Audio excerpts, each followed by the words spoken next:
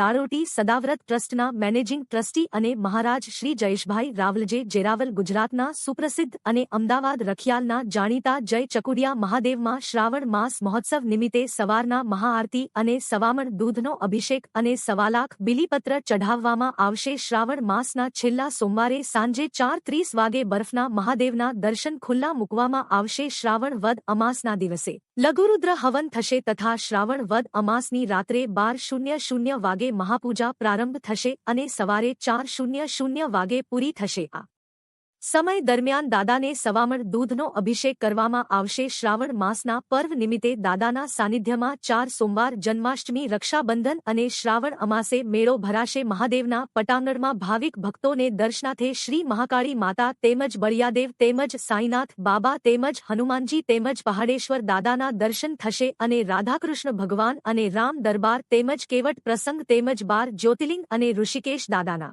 દર્શન થશે। હરિભક્તોને શનિદેવના દર્શન થાય એ હેતુથી અમદાવાદના રખિયાલ વિસ્તારમાં જય ચકુડિયા મહાદેવમાં શનિદેવના દર્શન માટે શનિદેવની પ્રાણ પ્રતિષ્ઠા કરવામાં આવેલી છે। જય ચકુડિયા મહાદેવ દારોટી સદાવ્રત ટ્રસ્ટ તરફથી કોઈપણ જાતના ભેદભાવ વગર સાધુ સંત તેમજ ગરીબોને દરરોજના સવાર સાંજ 1000 અભ્યાગતો ભોજન પીરસવામાં આવે છે। મહારાજશ્રી તેમજ તેમનો પરિવાર પ્રેમથી જમાડે છે। આ સંસ્થા ગૌશાળા પણ ચલાવે છે, તેમાં લગભગ 150 ગાયો ગૌમાતાની સેવા થાય છે। આ સંસ્થા આકાશ વૃત્તિ ઉપર ચાલે છે। નવ શ્રાવણ માસના પવિત્ર મહોત્સવમાં બળેવ રક્ષાબંધન ના દિવસે ઘી માંથી બનાવેલ શિવ પરિવારના દર્શન સવારથી ખુલ્લા મૂકવામાં આવશે અને ગોકુલ અષ્ટમી જન્માષ્ટમી ના દિવસે કૃષ્ણ જન્મોત્સવ રાત્રે 1200 વાગે ધામધૂમથી ઉજવવામાં આવશે। રખિયાલ ખાતે આવેલ જય ચકુડિયા મહાદેવ મંદિરની બાજુમાં ગૌશાળા તૂટેલી હાલતમાં છે, એના કારણે ગાયોને રહેવામાં તકલીફ પડે છે। તેથી આ ગૌશાળાના રિનોવેશન માટે જે કોઈ દાતાને ઈચ્છા હોય તે જય ચકુડિયા મહાદેવ ટ્રસ્ટમાં સંપર્ક કરે। જય ચકુડિયા મહાદેવ દારોટી સદાવ્રત ટ્રસ્ટ સંસ્થામાં દાન આપનાર દાતાઓને ઇન્કમટેક્સમાંથી કર મુક્તિ મળે है। જય ચકુડિયા મહાદેવ દારોટી સદાવ્રત ટ્રસ્ટ જે જેરાવલ મેનેજિંગ ટ્રસ્ટી। બોલો ચકુડિયા મહાદેવ કી જય। લો આપ તમામ પત્રકારો જેથી આયા છે, તમામ વતી આપણે મહારાજના સાલ ઓઢે બધા પત્રકારો વતી સાલ બરોબર ફોલો આપી પેલા પહેરાયેલો સાલ। બોલો ચકોડિયા મહાદેવ કી જય। શ્રાવણ મહિનો ધામધૂમથી ઉજવાય છે। વરસથી દાદા મંદિરમાં આખો પવિત્ર શ્રાવણ માસ આવતીકાલથી શરૂ થાય છે। અહીંયા રાતના 3 વાગ્યાથી બધા ભક્તો દર્શન માટે આવતા હોય છે। શ્રાવણ મહિનાના 4 સોમવાર અહીંયા મંદિર ભરાશે અને શ્રાવણ મહિનાના 30 દિવસ ભગવાનના દર્શનના લાભ થશે। શ્રાવણ મહિનાના પહેલા દિવસે સવામણ દૂધનો અભિષેક થશે, મહાઆરતી થશે, સવામણ દૂધનો અખંડ ધૂમ થશે દાદાના મંદિરમાં।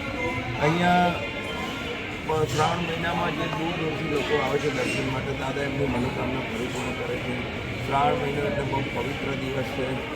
કદાચ કોઈ કંઈ ભૂલ થઈ ગઈ હોય ભગવાન સુધી મા યાચના માગે ભગવાન માફ કરે છે। અહીંયા શ્રાવણ મહિના જન્માષ્ટમી રક્ષાબંધનનો તહેવાર ધામધૂમથી ઉજવાય છે। શ્રાવણ મહિનાના છેલ્લા દિવસે અહીંયા લઘુરુદ્ર યજ્ઞ થશે અને એ બી ધામધૂમથી ઉજવાશે। અહીંયા જે ભક્તો દર્શન કરે છે, જે બદ્રીનાથ કેદારનાથ નથી જઈ શકતા, અહીંયા 12 જ્યોતિર્લિંગ છે, 12 જ્યોતિર્લિંગના દાદાના દર્શન કરશે, ભગવાન એમની મનોકામના પરિપૂર્ણ કરશે। અહીંયા વ્યવસ્થા જળવાઈ રહી છે, પોલીસ બંદોબસ્ત મૂકવામાં આવે, સીસી કેમેરા છે। આ દાદાના મંદિર માટે ડોંગરે બાપાએ અહીંયા અનેક સુધીના લાભાર્થે 5 વાર પ્રસ્થાપિત કરેલી મોબાઈલ કરેલી। લગભગ 51 વર્ષથી 45 વર્ષથી મીડિયાવાળા ભાઈઓનો દરેકનો અહીંયા દાદા માટે સહકાર રહ્યો છે અને એક શ્રાવણ મહિનાની એક શિવરાત્રિમાં દરેક પત્રકાર ભાઈઓ અહીંયા દાદાને સહકાર આપતા રહે છે।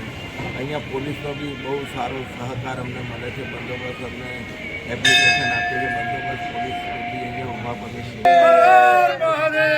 નમો પાર્વતી પતે હર હર મહાદેવ। ચાલો માઇન્ડ થઈ લઈએ, હવે તમે ઉભા રહી જાઓ, તમે ઉભા રહી જાઓ।